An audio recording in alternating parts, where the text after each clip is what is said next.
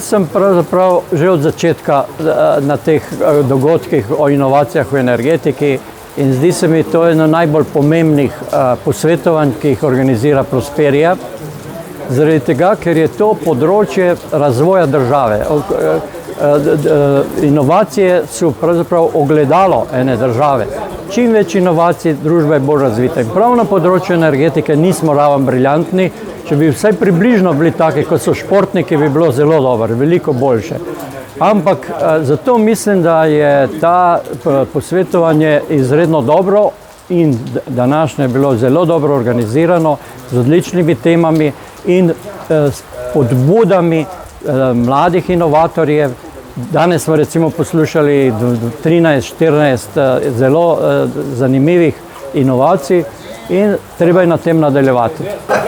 Ja, ker spremljam to področje že dolg časa, na področju energetike me najbolj navdušila inovacija, ki sem je prebral pred kratkim, in sicer gre za nove tipe solarnih panelov, ki bi lahko filtrirali elektromagnetne valove in bi lahko bili nameščeni na nekih poljedelskih področjih in bi dejansko izkoriščali tiste valove, ki so najboljše za rastline, bi spodbujali rastline, obenem pa bi lahko proizvajali električno energijo. Pa še ena druga inovacija, ki je povezana z proizvodnjo vodika. Recimo tam je problem elektrolizerjev. In ti elektrolizerji bodo porabili zelo veliko vode. In zdaj je nekaj inovacij na svetu, zlasti iz univerze iz Združenih držav Amerike, pa Japonske, Kitajske, kako bi dejansko direktno iz morske vode proizvajali vodik, seveda z solarnimi celicami, ampak bi elektrolizeri drugače izgledali, drugače bi imeli katodo in tako naprej. Mislim, da je to da je to pomembno vprašanje in sicer mislim, da je to, vse se začne na fakultetah, veste. Na fakultetah bi morali spodbujati ljudi, naučiti. Jaz sem recimo večkrat predlagal, da bi tudi bila zgodovina elektrotehnike, ki je starejša od 200 let skoraj, od samih začetkov, in bi morali spodbujati mlade ljudi. Najbolj inovativen je človek od 20 do 30 leta, veste.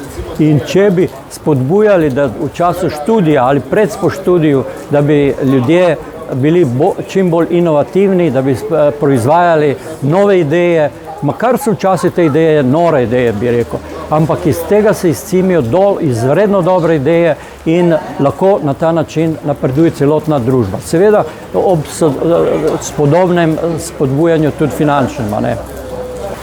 Ja, ki trenutno tudi delam še vedno v nekih ekspertnih skupinah, ki gledajo, kakšen bo elektroenergetski sistem v letu 2050.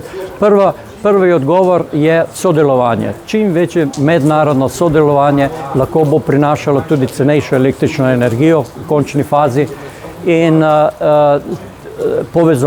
povezovanje, sodelovanje, inovacije, to je tisti razvoj. Eni vizionari prihodnosti pa vidijo tam nekje čez 40-50 let, da bo toliko poceni električna energija iz solarnih, ker bojo cela, puščave pokrite s temi solari, da bo toliko poceni, da bomo mi pravzaprav plin in druge izdelke, ki jih zdaj, da je ta proces popolnoma se bo obrnil. Iz elektrike boste dobijali plin tam čez 40-50 let, danes pa je obratno. Danes recimo, kako se ta družba razvila iz fosilnih goriv. Tako da smo plin, premog, kurili in z določenimi izgubami proizvajali električno energijo in pa se sistem elektrificiral. Zdaj bo pa čez 40-50 let, če se bo to vse na glavo obrnilo. To je vizija prihodnosti, ampak izhaja iz mlajših glav, kot je moja.